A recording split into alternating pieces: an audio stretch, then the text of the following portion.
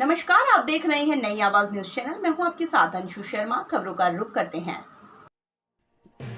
लक्सर, जहां एक ओर सरकार आंगनवाड़ियों को बेहतर बनाने के लिए लाखों करोड़ों रुपए खर्च कर रही है, तो वहीं दूसरी ओर विभागों में बैठे अधिकारी ठेकेदार सरकार के पैसों को हड़पने में लगे। मामला लक्सर बाल विकास विभाग से सामने आया, जहां शासन की ओर से 20 सक्षम आंगनवाड़ी केंद्रों को बेहतर बनाने के लिए लाखों रुपए की धनराशि विभागों में आई थी, जिसमें विभाग द्वारा सक्षम आंगनवाड़ी केंद्रों को बेहतर बनाने के लिए आई धनराशि को बाल विकास के मिली भगत से फर्जी हस्ताक्षर कर बैंक के खातों से पूरा निकाल लिया गया, जिसकी शिकायत आंगनबाड़ियों द्वारा लक्सर उप जिलाधिकारी गोपाल सिंह चौहान से की गई।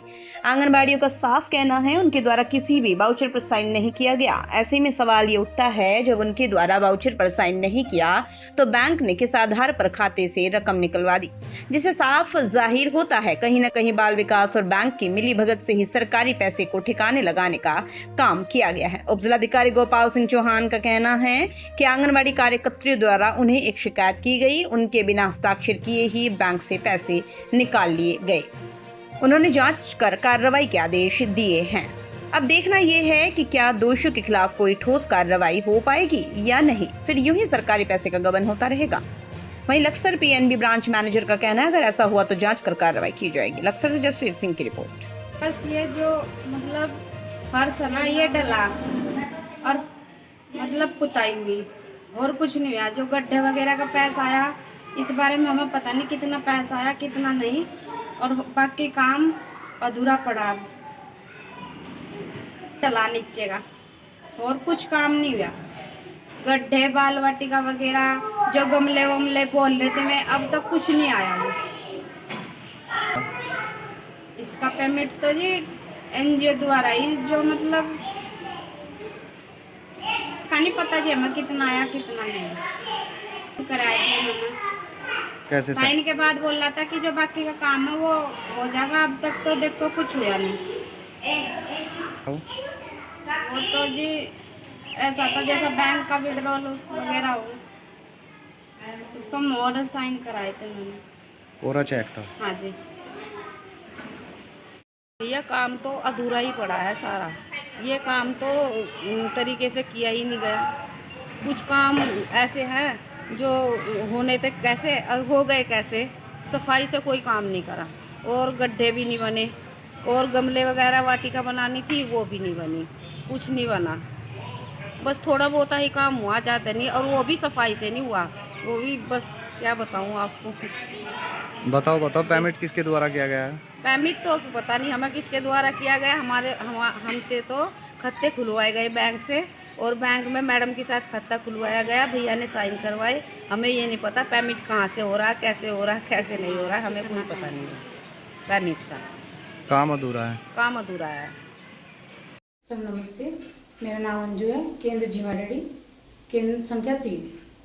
सर जो 46,000 रुपये के आप बोल रहे हो, वैसे तो वो हमारे खाते में होना चाहिए, क्योंकि अभी तक हमारा खाता जो है फ्रीज हो रखा था, और मैं कल ही उस चीज़ को करा के आई हूँ, लेकिन मेरे खाते से पैसे निकले हुए हैं।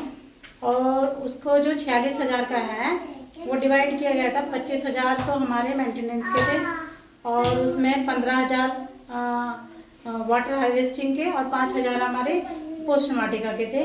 लेकिन अभी तक मेरे सेंटर पे कोई भी नहीं आया है। बोला गया था कि ये आपके खाते में से जब पैसे निकलेंगे तो उसका आपको पहले बताया जाएगा, सीडीपीओ के पास ये हम आपके वो रहेंगे। सबसे मेन बात है, जब मैंने 25 वाले में मैंने साइन नहीं किए हैं, क्योंकि मैंने बोल दिया था जिस टाइम मेरे केंद्र पे काम होगा तो मैं उसके थ्रू देती रहूँगी पैसा। तो उन्होंने कहा नहीं, आप ये हमें इकट्ठा दे दीजिए और ये आपके सीडीपीओ के पास रहेंगे। मैंने कहा चलो भैया, लेकिन मैंने 2 पे साइन किया है, एक 15 वाले पे और एक 5 वाले पे। उन्होंने बोला था कि जून में आप छुट्टियाँ पड़ेंगी तो आपके यहाँ काम होगा, लेकिन काम कुछ नहीं हुआ। और उसमें से हमें बुलाया गया, कावड़ मेले की अवकाश पड़ा था हमारा। उन्होंने, मैडम ने फ़ोन करके हमें, सुपरवाइजर ने बुलाया कि आप ऐसा है जो आपका खाता फ्रीज हो रखा है और उसमें केवाईसी होनी है। मैंने कहा मैडम, अभी मैंने मैडम को वीडियो भेजी